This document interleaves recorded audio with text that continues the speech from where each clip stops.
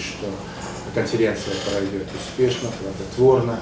Вы обменяетесь мнениями на такую действительно очень интересную, важную, как и в научном плане, так и в практическом плане тему. Это роль государственных закупок в развитии национальной экономики. Вы видите, ее обсуждают как представители госорганов, так и представители науки. Желаю всем успехов. Спасибо.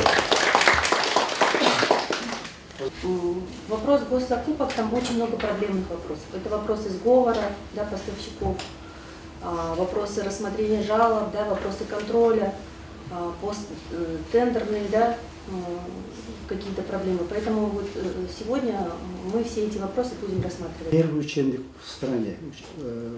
Соединяющий юг север. Мы вот с этого года, не с этого года, а через год начинаем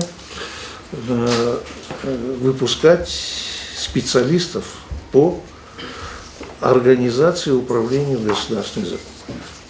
Это не наша прихоть, это, во-первых, был новый стандарт, государственный стандарт. Вот хотелось бы остановиться про закон. Целью согласно последним изменениям, организации 4 тысячи, неактивно 2 тысячи.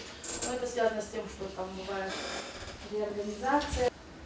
Так, поставщики – это любая сторона или потенциальная сторона процедур закупок, проводимых закупающей организацией. Закупок зарегистрировано около 40 тысяч. Существует около 6 тысяч закупающих организаций.